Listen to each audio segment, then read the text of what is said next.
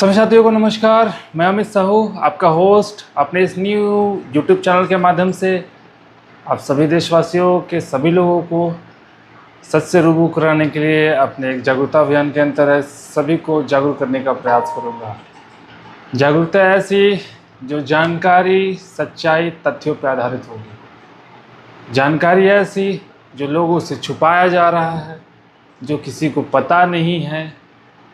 ऐसी सच्चाई जिसे लोग जानते भी हैं लेकिन उस सच्चाई को मानते नहीं हैं।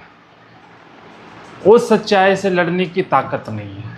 उस सच्चाई के साथ गलत होता देख भी लोग चुप रहते हैं, आवाज़ नहीं उठाते।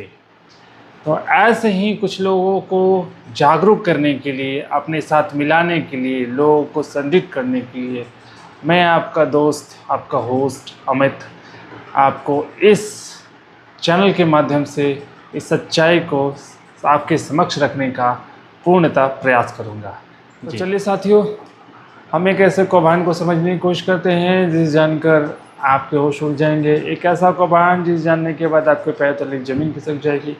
एक ऐसा कौभांड जिसे जानने के बाद हमारे देश की 140 करोड़ जनता अपने आप को ठगा हुआ महसूस करेगी। जी हाँ, आपने बिल्कुल ठीक सुना। क्या आप सपने में भी सोच सकते हैं कि हमारे देश में चलने वाली लगभग 34 लाख करोड़ रुपए के करेंसी नोट नकली है? बिल्कुल सही। आए दिन प्रयोग में होने वाले, हमारे दैनिक जीवन में और लेन देन में इस्तेमाल में होने वाले के सारे करेंसी नोट नकली है।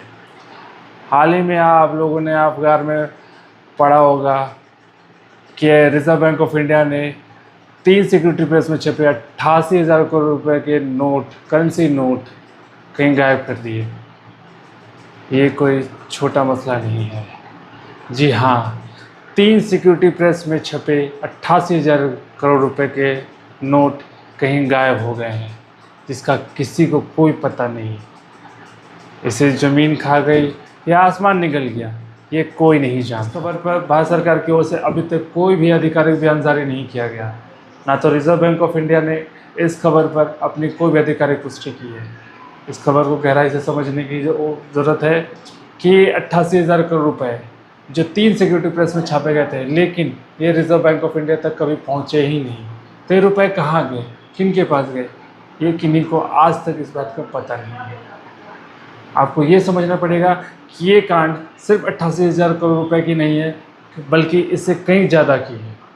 आप मंदिर मस्जिद में उलझे रहे, आप यूसीसी का विरोध करते रहे और इधर नेतागण आपके साथ इतना बड़ा कांड कर गए। इस कांड को गहराई तक समझने के लिए आपको सबसे पहले ये जानना पड़ेगा कि आपके ये नोट और आपको रुपए, इसके बीच का अंतर, असल अंतर क्या है, इसको समझना पड़ेगा।